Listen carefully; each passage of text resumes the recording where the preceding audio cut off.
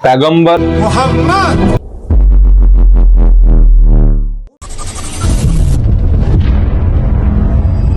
हजरत मोहम्मदुर रसूलुल्लाह सल्लल्लाहु अलैहि वसल्लम की पैदाइश सऊदी अरेबिया के अंदर मक्का में हुई। आपकी वालिदा का नाम आमिना था, जो वहाब इब्ने अबू मन्नाफ की बेटी थी, जारा खानदान से। आपके वालिद का नाम अब्दुल्ला था, जो अब्दुल मुत्तलिब के बेटे थे। आपका खानदान तकरीबन 40 पीढ़ियों पहले हजरत इस्माइल अलैहिस्सलाम से मिलता था, जो कि हजरत इब्राहिम अलैहिस्सलाम के बेटे थे। पैगंबर मोहम्मद के वालिद का इंतकाल उनकी पैदाइश से पहले हो गया था, और जब आप सिर्फ 6 साल के थे तो आपकी माँ का भी इंतकाल हो गया था। यतीम होने के बाद आपके दादा अब्दुल मुत्तलिब ने आपकी देखभाल की और बड़ी मोहब्बत से पाला, मगर उसके 2 साल बाद आपके दादा भी वफात हो गए। अपनी वफात के वक्त उन्होंने आपके चाचा अबू तालिब के हवाले आपको कर दिया था। हजरत अबू तालिब आपकी पूरी वफादारी और मोहब्बत के साथ आपकी देखभाल करते और परवरिश करते। जब पैगंबर मोहम्मद 12 साल के थे तो आपने अपने चाचा अबू तालिब के साथ एक तिजारती सफर पर सीरिया गए, और ये लोग बुरसा तक पहुंचे। ये सफर कुछ महीनों तक चला, और बुरसा के अंदर एक क्रिश्चियन पादरी जिसका नाम बहीरा था, उसने पैगंबर मोहम्मद को देखा और अबू तालिब से कहा, इस लड़के को वापस ले जाओ और इसे यहूदियों की पहुंच से दूर रखना, क्योंकि तुम्हारा भतीजा कोई आम इंसान नहीं है। आपकी ईमानदारी ने मक्का के लोगों का दिल जीत लिया था, और सब लोग आपको इज्जत से अल अमीन बुलाते थे। पैगंबर मोहम्मद अपनी जवानी में अक्सर फिक्र में रहते थे। मक्का के अंदर आपसी कबीलों के अंदर झगड़े और खूनी ओलंपिक में होती लड़ाइयों को देखकर आपका दिल बहुत दुखता था। कुरैश कबीले के अंदर बेहयाई और शिर्क यानी कि मूर्तियों को पूजने को देखकर आपको बहुत गम और फिक्र होता था। जब पैगंबर मोहम्मद 25 साल के हुए तो आपने एक बार फिर सीरिया गए, लेकिन इस बार आप एक अमीर, इज्जतदार और बेवा और कुरैश कबीले की हजरत खजीजा के लिए काम कर रहे थे। आपने ईमानदारी और वफादारी के साथ उनका सारा काम संभाला, जिसके बदले में हजरत खजीजा ने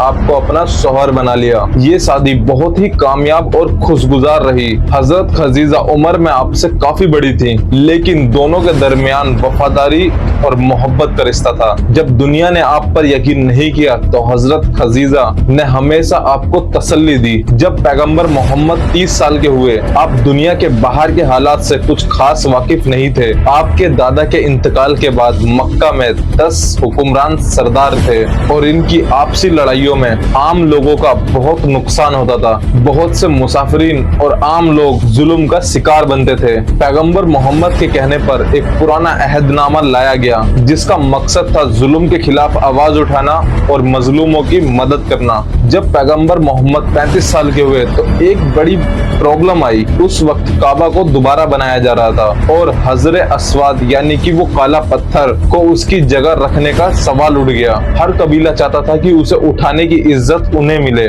आखिर में ये फैसला हुआ कि जो पहला शख्स इस दरवाजे से आएगा वही फैसला करेगा, और वो शख्स कोई और नहीं, खुद पैगंबर मोहम्मद निकले, जिन्हें लोग अल अमीन कहते थे। आपने सब कबीलों को कपड़े का एक कोना पकड़ने को कहा। पत्थर उस कपड़े पर रखा गया और सब मिलकर उसे उठाएं। इससे सब खुश हो गए और सबकी प्रॉब्लम सॉल्व भी हो गई। अपनी शादी के लगभग 15 साल के अंदर पैगंबर मोहम्मद की कुछ पब्लिक एक्टिविटीज भी थी।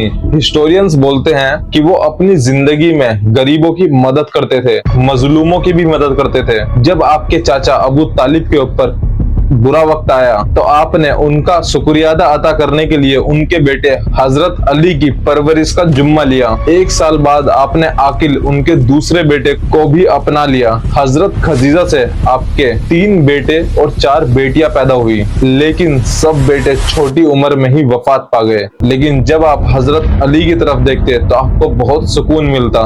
हजरत खजीजा ने आपको एक गुलाम जैद इब्ने हारिथ दिया था, जो मक्का के अंदर कैदी बनाकर बेचा गया था। जब हजरत जैद के वालिद को इस बारे में पता लगा तो उन्हें छुड़ाने के लिए आए, लेकिन पैगंबर मोहम्मद ने कहा, जैद को बुलाओ, अगर वो आपके साथ जाना चाहते हैं तो बिना किसी मालो दौलत के ले जाओ, लेकिन अगर वो मेरे पास रहना चाहें तो मैं उन्हें रोक नहीं सकता। हजरत जैद ने कहा, मैं अपने आका हजरत मोहम्मद के साथ रहना चाहता हूँ। फिर पैगंबर मोहम्मद ने हजरत जैद को कौमी तौर पर अपना बेटा बना लिया, लेकिन पैगंबर मोहम्मद के दिमाग से टेंशन और फिक्र खत्म ही नहीं हो रही थी। आप अकेलापन पसंद करने लगे थे। गारे हीरा गुफा में जाकर इबादत करते। आप कभी अकेले रहते तो कभी घर वालों के साथ रहते। एक रात जब आप अकेले थे तो एक फरिश्ता यानी कि हजरत जिब्राइल अलैहिस्सलाम आपके पास आए और कहा, ऐ मोहम्मद पढ़। आपने जवाब दिया, मैं पढ़ना नहीं जानता। फरिश्ते ने आपको जोर से गले लगाया और फिर दोबारा कहा, पढ़ो अपने रब के नाम से जिसने पैदा किया, इंसान को एक जमे हुए खून से बनाया। पढ़ो और तुम्हारा रब निहायत रहम वाला है जिसने कलम के जरिए इल्म सिखाया, इंसान को वो सब कुछ सिखाया जो वो नहीं जानता। पैगंबर मोहम्मद घबरा कर घर वापस आए और कहने लगे, मुझे छुपा लो। हजरत खदीजा ने आपको तसल्ली दी और कहा, अल्लाह कभी आपको रुस्वा नहीं करेगा। आप हमेशा सच बोलते हैं और लोगों की मदद करते हैं। हजरत खदीजा ने अपने कजन वरक्का से मशवरा किया। वो एक बुजुर्ग और अंधे शख्स थे जो तौरात और अंजील को जानते थे। उन्होंने कहा, ये वही फरिश्ता है जो हजरत मूसा अलैहिस्सलाम के पास आया था और ये शख्स मोहम्मद अपनी कौम के नबी बनाए गए। फिर उन्होंने आपसे मिलकर कहा, लोग आपको झूठा कहेंगे, सताएंगे, आपको शहर से निकाल देंगे और आपके खिलाफ जंग भी करेंगे। काश मैं जिंदा होता उस वक्त। पैगंबर मोहम्मद गहरी सोच में थे तो उन्हें आसमान से एक आवाज ने बुलाया, ऐ मोहम्मद जो कपड़ों में लिपटे हुए हो, उठो और लोगों को डराओ और अपने रब की बड़ी अजमत बयान करो। तब पैगंबर मोहम्मद उठकर खड़े हुए और अल्लाह के हुक्म पर अमल करना शुरू कर दिया। सबसे पहले हजरत खदीजा ने इस्लाम कबूल किया। उन्होंने बुत परस्ती छोड़ दी और अपने पूरे दिल से पैगंबर का साथ दिया। दोनों अल्लाह के लिए सजदा करते और नमाज पढ़ते। आपने अपना पैगाम सिर्फ उन लोगों को दिया जो आपके करीबी थे। हजरत खदीजा के बाद आपके छोटे कजन हजरत अली ने इस्लाम कबूल किया। पैगंबर मोहम्मद अक्सर अपनी बीवी और हजरत अली के साथ मक्का के रेगिस्तान में जाते, जहां वो अल्लाह का शुक्रिया अदा करते। एक दिन हजरत अबू तालिब जो कि हजरत अली के फादर थे, उन्होंने उनको ऐसा देखा और पूछा, मेरे भतीजे ये कौन सा दीन है जिसे तुम फॉलो कर रहे हो? ये अल्लाह, उसके फरिश्ते, पैगंबर और हमारे बाप हजरत इब्राहिम अलैहिस्सलाम का दीन है। अल्लाह ने मुझे भेजा है ताकि मैं लोगों को हक की तरफ बुलाऊं और आप मेरे चाचा इस दीन को कबूल कर लें। हजरत अबू तालिब ने कहा, मैं अपने बाप दादा का दीन नहीं छोड़ सकता, लेकिन जब तक मैं जिंदा हूँ कोई तुम्हें नुकसान नहीं पहुँचा सकता। और फिर उन्होंने अपने बेटे हजरत अली से पूछा, तुम्हारा क्या इरादा है? हजरत अली ने फरमाया, मैं अल्लाह और उसके रसूल पर ईमान ला चुका हूँ। हजरत अबू तालिब ने फरमाया, वो तुम्हें सिर्फ अच्छाई की तरफ ही बुलाएंगे, तुम उनका साथ दे सकते हो मेरे बेटे। और फिर इसके बाद हजरत मोहम्मद के गोद लिए हुए बेटे हजरत जैद ने इस्लाम कबूल किया। और फिर उसके बाद हजरत अबू बकर जो कुरैश के अमीर बिजनेसमैन थे, इनके ईमान लाने से लोगों पर गहरा असर पड़ा और मशहूर लोग भी ईमान लाने लगे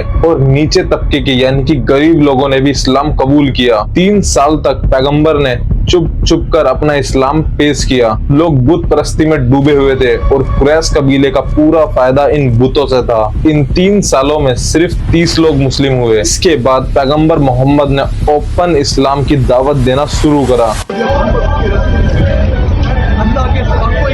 आपने एक पहाड़ पर लोगों को इकट्ठा किया और उन्हें बताया कि पत्थर को पूजना बेकार है और अल्लाह के दीन को अपना लो, लेकिन लोग आपकी बात सुनने की बजाय चले गए। इसके बाद आपने शहर में आने वाले मुसाफिरीन और हाजियों को इस्लाम की दावत देना शुरू करा, लेकिन कुरैश के लोग उन लोगों से पहले मिल जाते और पैगंबर मोहम्मद को जादूगर और पागल कहकर बदनाम करते। कुछ लोग इस्लाम में दाखिल होने लगे तो कुरैश कबीला घबराने लगा और फिर पैगंबर मोहम्मद और उनके साथियों को जलील करना शुरू कर दिया। जब पैगंबर मोहम्मद काबा में नमाज पढ़ते तो उन पर गंदा कचरा फेंका जाता, रास्ते में कांटे बिछाए जाते और उनका पीछा किया जाता।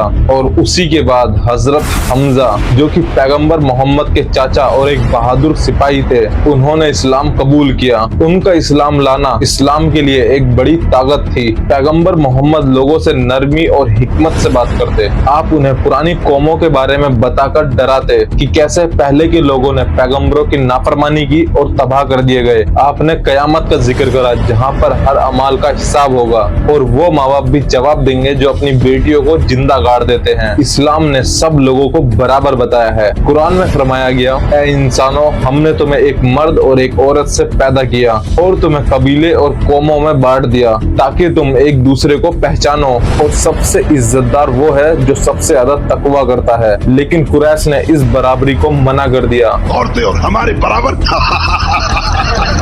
क्योंकि उनका राज और उनकी इज्जत बुत परस्ती से जुड़ी हुई थी। उन्होंने हर घर को हुक्म दिया कि वो अपने घर के हर मुस्लिम पर जुल्म करें। सिर्फ पैगंबर मोहम्मद जो कि हजरत अबू तालिब की हिफाजत में थे और हजरत अबू बकर जो कि अमीर बिजनेसमैन थे और ऐसे ही कुछ ताकतवर लोग बचे रहे, लेकिन बाकी लोगों पर जुल्म किया गया, भूखा रखा गया, कैद किया गया, मारा गया। पहाड़ियां जुल्म का मरकज बन चुकी थी। एक दिन कुरैश ने सोचा पैगंबर मोहम्मद को नए धर्म की दावत देने से रोका जाए और इस काम के लिए उतबा इब्न रबिया को भेजा गया। उतबा ने कहा, ऐ मेरे भतीजे के बेटे, तुम्हारे अच्छे अखलाक का सब लोग जिक्र करते हैं, मगर तुमने हमारे लोगों के बीच में लड़ाई डाल दी है, हमारे खानदानों में नफरत पैदा कर दी, हमारे देवताओं को झूठा बोला। अब हम तुमसे एक डील करते हैं, सोच समझ कर जवाब देना। पैगंबर मोहम्मद ने कहा, बोलो, मैं सुन रहा हूँ। उतबा बोला, अगर तुम ये सब माल और दौलत के लिए कर रहे हो तो हम तुम्हें सबसे ज्यादा माल देने को तैयार हैं, और अगर तुम इज्जत चाहते हो तो हम तुम्हें अपना लीडर बना देते हैं, और अगर तुम्हें किसी भूत या जिन ने पकड़ रखा है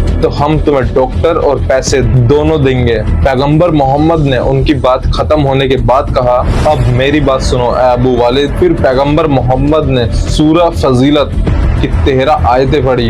ये कुरान अल्लाह की तरफ से नाजिल हुआ है जो निहायत रहमदिल और मेहरबान है। ये एक ऐसी किताब है जिसमें हर बात डिटेल के साथ बताई गई है, अरबिक में, उन लोगों के लिए जो समझ सके।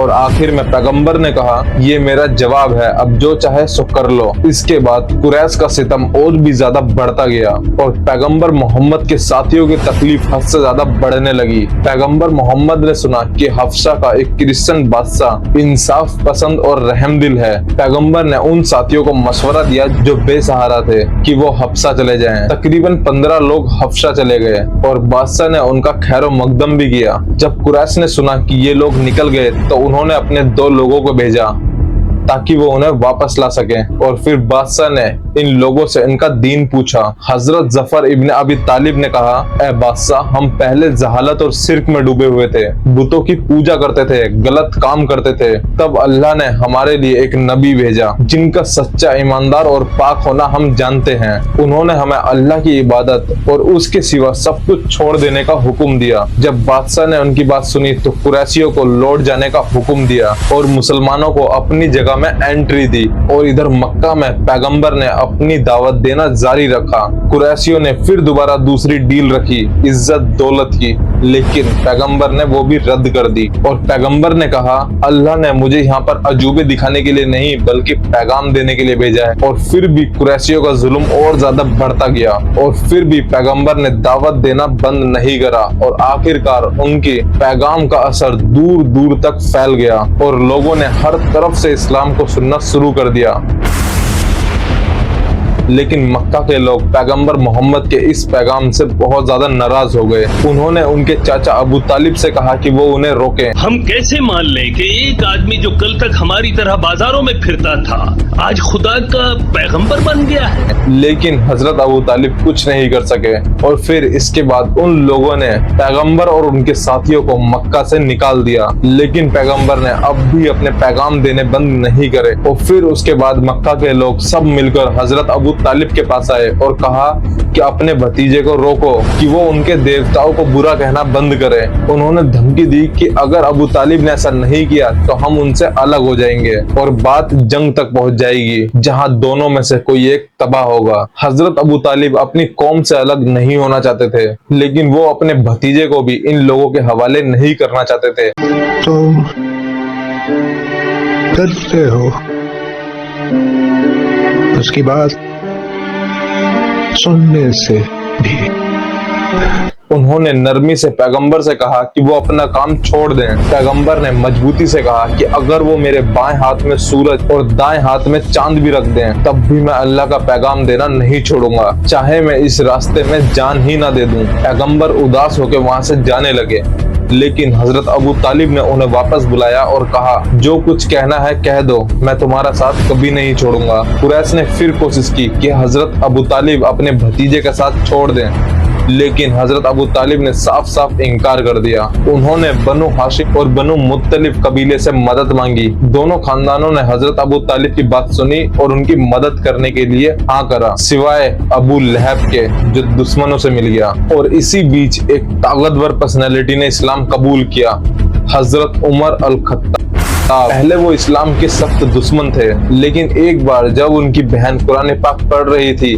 तो उसकी आयत सुनकर उनका भी दिल बदल गया। हजरत उमर के इस्लाम कबूल करने से इस्लाम की ताकत और भी ज्यादा बढ़ गई। अब मुसलमान जमात में नमाज खुलेआम अदा करने लगे। जब कुरैश ने देखा कि इस्लाम का असर बढ़ रहा है तो उन्होंने 7 साल बाद बनु हाशिम कबीले और बनु मुत्तलिब कबीले के खिलाफ एक मुआहदा बनाया, ना उनसे रिश्ता जोड़ा जाए और ना ही किसी तरीके का ट्रेड और बिजनेस करा जाए। इसी वजह से दोनों खानदान हजरत अबू तालिब के पास इकट्ठा हो गए। अबू लहब जो कि पैगंबर मोहम्मद का चाचा था और वो इस्लाम से सख्त नफरत करता था और वो दुश्मनों के साथ मिल गया। मुसलमान और उनके साथी एक घाटी में चले गए और वहां 3 साल तक रहे। बायकॉट की वजह से वहां उन्हें बहुत ज्यादा मुश्किल भरी जिंदगी गुजारनी पड़ी और ये उनके दौर का सबसे कठिन वक्त था। उनके पास खाने और पानी दोनों की कमी थी, लेकिन इसके दरमियान भी कुछ लोग छुप छुप कर मदद पहुंचाते रहते थे। पैगंबर की दावत के 10वें साल कुछ लोगों की मदद से बायकॉट खत्म कर दिया गया और इन दोनों कबीलों के बीच वापस से सुलह हो गई और वापस से सारे लोग मक्का आ गए। दिन कुछ सुधरे ही थे। ठीक 1 साल बाद हजरत अबू तालिब और हजरत खदीजा का इंतकाल हो गया।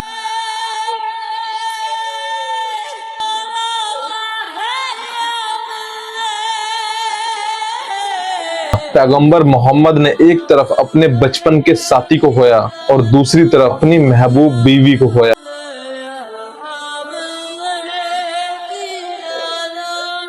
जो हमेशा उनका हौसला बढ़ाती थी।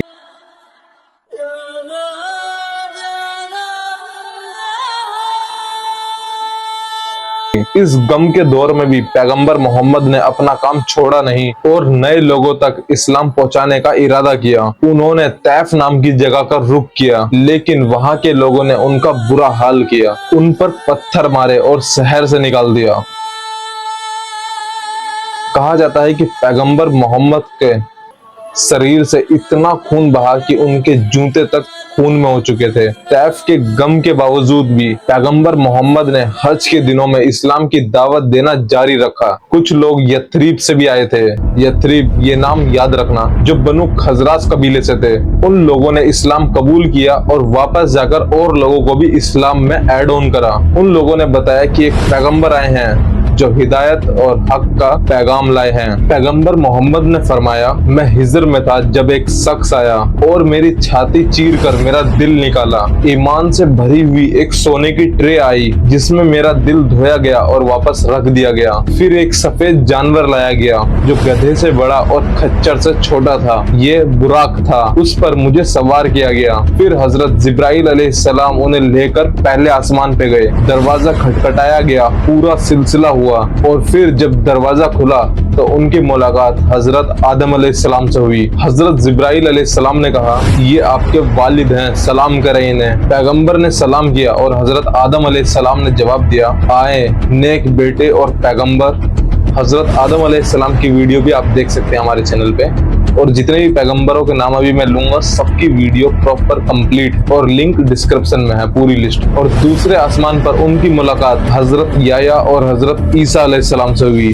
दोनों ने उनका खैर मकदम किया और कहा, तुम्हारे लिए खुशी है नेक भाई और पैगंबर। फिर हजरत जिब्राइल अलैहिस्सलाम पैगंबर मोहम्मद को तीसरे आसमान पर लेके गए, जहाँ उनकी मुलाकात हजरत यूसुफ अलैहिस्सलाम से हुई। फिर हजरत जिब्राइल ने कहा, ये यूसुफ हैं, इन्हें सलाम करो। पैगंबर ने सलाम किया और हजरत यूसुफ अलैहिस्सलाम ने जवाब दिया, आपका स्वागत है नेक भाई और पाक नबी। फिर चौथे आसमान पे हजरत इदरीस अलैहिस्सलाम से मुलाकात हुई। उन्होंने भी पैगंबर को एक नेक भाई और पाक पैगंबर कहकर स्वागत किया। और पांचवें आसमान पे हजरत हारून अलैहिस्सलाम मिले। उन्होंने भी पैगंबर का स्वागत एक नेक भाई और पाक नबी कहकर किया। छठे आसमान पर हजरत मूसा अलैहिस्सलाम से मुलाकात हुई। उन्होंने पैगंबर को सलाम किया, लेकिन जब पैगंबर मोहम्मद वहां से निकल रहे थे तो हजरत मूसा अलैहिस्सलाम रोने लगे। जब उनसे पूछा गया तो उन्होंने कहा, मैं रो रहा हूँ क्योंकि आपके उम्मती मेरी उम्मत से ज्यादा जन्नत में जाएंगे। और सातवें आसमान पर उनकी मुलाकात हजरत इब्राहिम अलैहिस्सलाम से हुई। हजरत जिब्राइल अलैहिस्सलाम ने कहा, ये आपके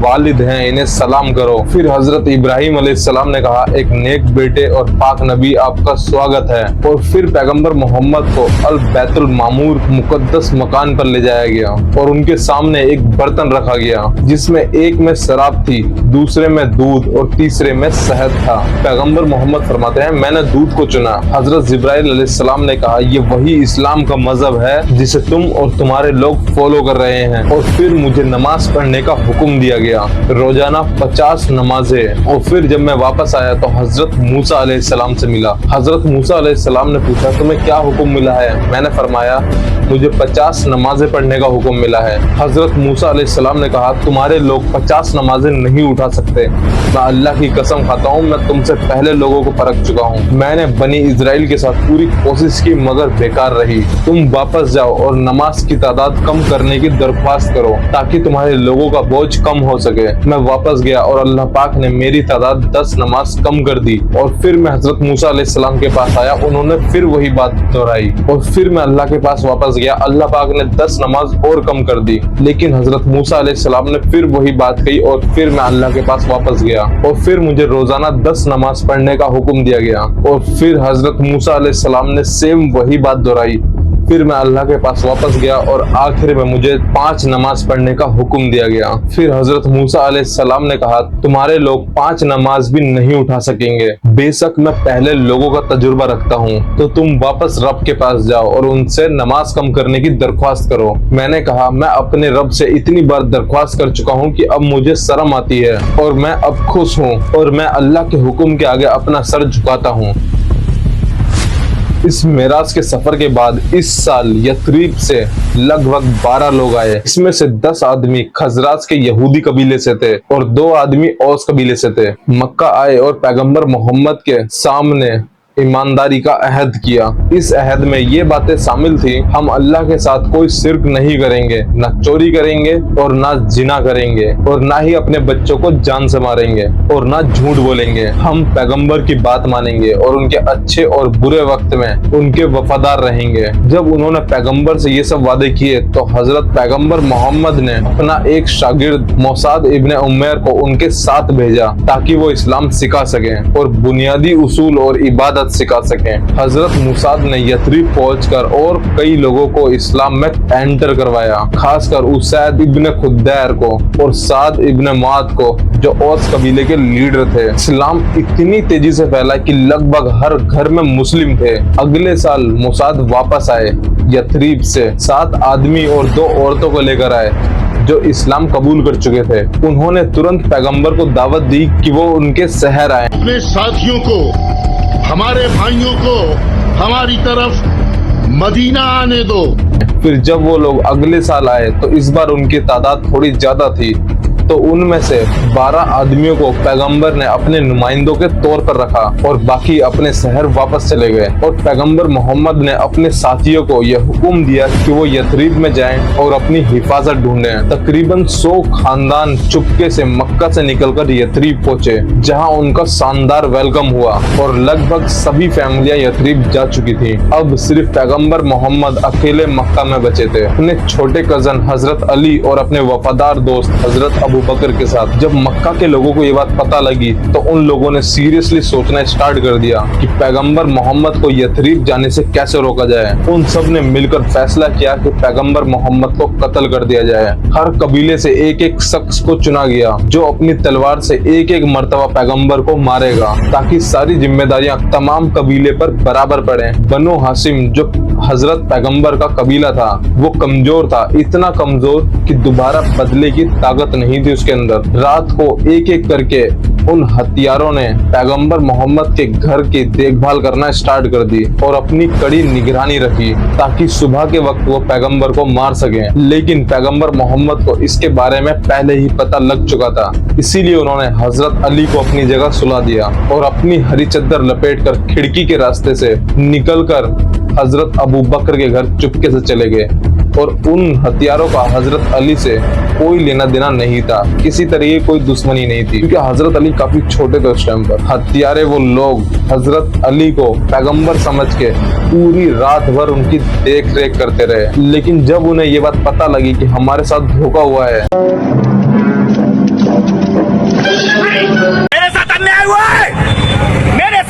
हुआ है, तो कुरैश का गुस्सा इतना बढ़ गया कि उन्होंने पैगंबर मोहम्मद के सर पर 100 ऊंटों का इनाम रखा। हजरत आयशा जो कि पैगंबर मोहम्मद की बीवी और हजरत अबू बकर की बेटी थी, वो फरमाती हैं, मुझे कभी याद नहीं कि मेरे पेरेंट्स ने किसी और रिलीजन को फॉलो करा हो सिवाय इस्लाम के, और मुझे ये भी याद नहीं कि शायद ही कोई दिन ऐसा गुजरा हो जिसमें अल्लाह के रसूल सुबह और शाम हमारे घर ना आए हों। जब मुस्लिमों पर मुसीबतें आई तो हजरत अबू बकर इथोपिया चले गए। जब वो बकर अल गिमान नाम की जगह पर पहुंचे तो उन्हें कारा कबीले का चीफ मिला और उसने पूछा, ओ अबू बकर तुम कहाँ जा रहे हो? हजरत अबू बकर ने जवाब दिया, मेरे लोगों ने मुझे अपने मुल्क से निकाल दिया है जब मुस्लिमों का बाइकाट चल रहा था। फिर उस चीफ ने कहा, ओ अबू बकर ऐसे आदमी को अपनी जमीन नहीं छोड़नी चाहिए और ना ही उसे निकाला जाना चाहिए, क्योंकि तुम जरूरतमंद की मदद करते हो, रिश्तेदारों से अच्छे रिश्ते रखते हो, मेहमान नवाजी करते हो, इसलिए मैं तुम्हें प्रोटेक्ट करूंगा।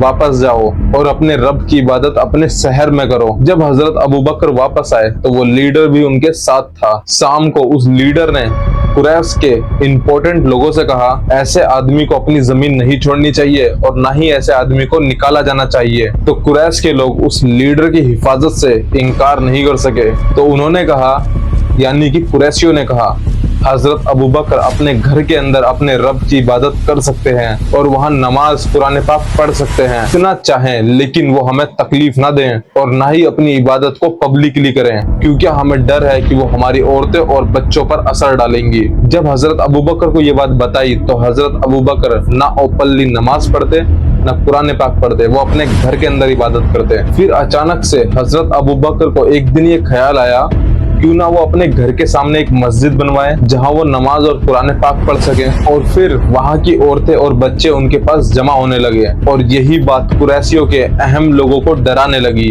उन्होंने उस लीडर को बुलाकर कहा कि हमने तुम्हारी प्रोटेक्शन इस शर्त पर कबूल करी थी कि हजरत अबू बकर अपने घर के अंदर इबादत करे, लेकिन उसने हमारी शर्त तोड़ी है और अपने घर के सामने मस्जिद बनाई है जहाँ वो ओपनली नमाज और कुरान पाक पढ़ता है। हम नहीं चाहते कि वो हमारी औरतों और बच्चों पर गलत असर दे, इसलिए उसे रोको। और फिर उस लीडर ने हजरत अबू बकर से कहा, या तो तुम अपनी शर्त पूरी करो या फिर मुझे अपनी हिफाजत से आजाद करो, क्योंकि मैं नहीं चाहता कि मेरे लोग जाने कि मैंने अपनी प्रोटेक्शन किसी के ऊपर तोड़ दी है। हजरत अबू बकर ने जवाब दिया, मैं तुम्हें अपनी हिफाजत से आजाद करता हूँ और अल्लाह की हिफाजत में खुश हूँ। और फिर जब पैगंबर मोहम्मद ने ये बात फरमाई कि आप सब यथरीब चले जाओ, तब हजरत अबू बकर अल सिद्दीक भी तैयारी करने लगे। लेकिन अल्लाह के रसूल ने कहा, थोड़ा रुक जाओ, हो सकता है कि मुझे भी हिजरत करने की इजाजत मिल जाए। हजरत अबू बकर ने बड़ी खुशी से कहा, क्या आप सच में ऐसी उम्मीद रखते हैं? पैगंबर ने फरमाया, हाँ। तब हजरत अबू बकर ने थोड़ा इंतजार किया ताकि वो रसूल अल्लाह के साथ जा सके। एक दिन हजरत अबू बकर अपने घर में दोपहरी के टाइम बैठे थे तो उनका दरवाजा खटखटाया। जब हजरत अबू बकर ने देखा तो वो हैरान रह गए कि अल्लाह के रसूल इस टाइम पर तो कभी नहीं आते, और फिर अंदर आने की इजाजत मांगी जो कि हुजूर को मिली, और फिर वो अंदर गए। और फिर हुजूर ने कहा, जो लोग तुम्हारे साथ हैं उन्हें यथरीब भेज दो। हजरत अबू बकर ने कहा, यहाँ सिर्फ आप ही की फैमिली बची है। फिर पैगंबर ने फरमाया, मुझे हिजरत करने की इजाजत मिल गई है। फिर हजरत अबू बकर ने कहा, क्या मैं आपके साथ चलूं? पैगंबर ने फरमाया, हाँ। फिर हजरत अबू बकर ने फरमाया, अल्लाह के रसूल, आप मेरे दोनों ऊँटों में से एक ऊँट ले लो। अल्लाह के रसूल ने फरमाया, मैं अदायगी के साथ लूंगा। हमने जल्दी से सामान तैयार किया, कुछ खाना लेदर के बैग में रखा और वहां से निकल लिए। फिर अल्लाह के रसूल और हजरत अबू बकर ने तूर के पहाड़ पहाड़ पर एक गुफा में 3 रात रुके। अब्दुल्ला इब्ने अबी बकर एक नौजवान और अक्लमंद शख्स उनके साथ रात गुजारता था और वो सुबह होते ही कुरैश के पास चला जाता था, जिससे उनकी होने वाली एक्टिविटीज का पता लग सके। वो उनकी हिफाजत करता और रात को कुरैशियों के आने वाली चालों का बता देता। सुराका इब्ने जुसाम के बेटे ने अपने वालिद से सुना। सुराका ने कहा, कुरैशियों की तरफ से पैगाम आया है कि जिन लोगों ने मोहम्मद और अबू बकर को मारा या कैद करने का इरादा किया, उनको खून के बदले खून का इनाम मिलेगा। उनका बेटा फरमाता है कि जब मैं अपने कबीले की एक मजलिस में था तो एक आदमी आया और खड़ा हुआ और बोला, ओ सुराका, मैंने दूर समुद्र के किनारे कुछ लोगों को देखा है, शायद वो हजरत मोहम्मद और अबू बकर थे। तो सुराका के बेटे ने, जो हुजूर का साथ दे रहा था, उसने बोला, नहीं, वो नहीं थे, शायद तुम्हें कोई धोखा हुआ है। और फिर मैं मजलिस में थोड़ी देर रहा और उसके बाद अपने घर चला गया। और फिर सुराका ने अपनी घोड़ी तैयार की और फिर तलवार लेकर निकल गया, अपनी तलवार को जमीन पर घिसेड़ता हुआ घोड़ी पर चढ़ा और तेजी से चल पड़ा। जब वो पैगंबर के करीब पहुंचा तो उसकी घोड़ी जमीन में धंस गई और मैं गिर गया। और फिर मैं खड़ा हुआ, अपनी तीर अंदाज ढूंढी, तीर निकाला और तीरों से किस्मत देखी कि उन्हें नुकसान पहुंचाऊं या नहीं। या आई थिंक शायद उस टाइम पर कोई उनका रिवाज या ऐसी कोई मान्यता होगी। और फिर मेरे हाथ में वो तीर आया जिसमें ना था कि पैगंबर को नुकसान नहीं पहुंचाना चाहिए। और फिर मैं अपनी घोड़ी पर चढ़ा और बिना किसी डर के उनके पास गया। और फिर जब मैंने देखा कि मेरी घोड़ी जमीन में घुस गई है, फिर मुझे यकीन हो गया कि इस्लाम जीतेगा। और फिर मैं उनके पास गया और उन्हें बताया कि कुरैशियों ने तुम्हारे सर पर खून के बदले खून का इनाम रखा है। और फिर पैगंबर ने कहा कि इस बात को किसी को मत बताना। और फिर मैंने उनसे अमन के लिए दावत की और लिखवाया ताकि मुस्लिम लोग उन्हें दुश्मन ना समझे, इसीलिए उन्होंने कॉन्ट्रैक्ट साइन करवाया और इस्लाम कबूल करा। उरवा इब्ने अज़-ज़ुबैर फरमाते हैं कि पैगंबर मोहम्मद एक कारवा में मिले जो मुस्लिम मर्चेंट का था, जो कि शाम से वापस आ रहा था, यानी कि सीरिया से। अज़-ज़ुबैर ने अल्लाह के नबी और हजरत अबू बकर को सफेद कपड़े दिए पहनने के लिए। जब यथरीब के मुसलमानों को ये बात पता लगी कि अल्लाह के नबी आ रहे हैं, तो वो हर सुबह जाकर उनका इंतजार करते और जब तक करते जब तक धूप ज्यादा ना हो जाती। एक दिन बहुत देर रुकने के बाद वो घर वापस चले गए। जब वो अपने घर गए तो एक यहूदी अपने कौम के किले की छत पर कुछ ढूंढ रहा था। तब उसने देखा कि अल्लाह के नबी और उनके साथियों ने सफेद कपड़े पहने हैं और वो रेगिस्तान से निकल रहे हैं। वो यहूदी बहुत तेज से चिल्लाया, ये रो देखो जिसका तुम इंतजार कर रहे थे। फिर सब मुसलमान अपने हथियार लेकर पहुंचे और अल्लाह के नबी का इस्तकबाल किया।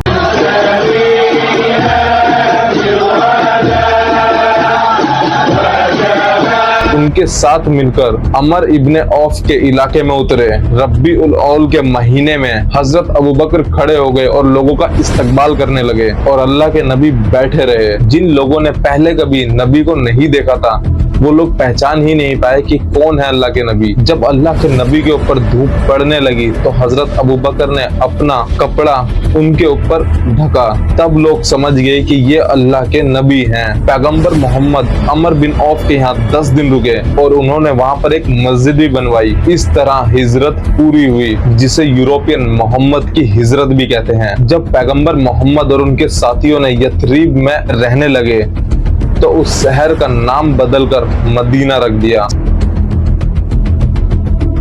इसका मतलब है रोशन शहर, और ये मक्का से लगभग 11 दिन के सफर दूर था। उस वक्त यहाँ खैताने, ओस और खजरास कबीले हुकूमत करते थे और इनके बीच अक्सर लड़ाइयाँ चलती रहती थी। लेकिन पैगंबर मोहम्मद के मदीना आने के बाद ये लोग अपनी पुरानी दुश्मनियां भूलकर इस्लाम के भाईचारे में शामिल हो गए। इन मेडिनेशंस को अंसार कहा जाता है, जो नबी के मददगार थे। पैगंबर मोहम्मद ने कबीलों के बीच में भाईचारा बढ़ाने के लिए एक दस्तावेज बनाया जो उन सबको एक कौम बनाता था। इसमें लिखा था, अमन और जंग का फैसला सिर्फ मुसलमानों का होगा। यहूदी भी हमारे साथ बराबर का हक और जिम्मेदारी रखेंगे। यहूदी अपना मजहब आजादी से मनाएंगे। सब मिलकर मदीना की हिफाजत करेंगे। गलत काम करने वालों को सजा मिलेगी। सब फौज और कानून के तहत होंगे। इस दस्तावेज ने मदीना में पूरी तरीके से लड़ाइयों को खत्म कर दिया था और इस पूरे इलाके और इस पूरे कंट्रोल के चीफ पैगंबर मोहम्मद बने। अंसार में कुछ लोग थे जो सिर्फ नाम के मुसलमान थे और अंदर से वो पत्थर पूजने को पसंद करते थे। इनका सरदार अब्दुल्ला इब्ने उबई था। ये लोग पैगंबर के लिए खतरा थे। यहूदी सबसे ज्यादा बड़ा खतरा थे। उनकी पैगंबर के साथ दोस्ती सिर्फ झूठी थी। नबी को अपने दुश्मनों पर नजर रखनी पड़ती थी। मक्का के लोगों ने भी मदीना के अंदर के दुश्मनों के साथ मिलकर मुस्लिमों के खिलाफ साजिश करी। हिजरत के सिर्फ दूसरे साल मक्का के रहने वाले लोगों ने मदीना में रहने वाले मुसलमानों के फलों के पेड़ों को नुकसान पहुंचाना शुरू कर दिया और उनके जानवरों को भी चुराने लगे। ये नबी के लिए सबसे बड़ा इम्तिहान था। उन्हें अपने शहर और कौम की हिफाजत के लिए सख्त कदम उठाने थे,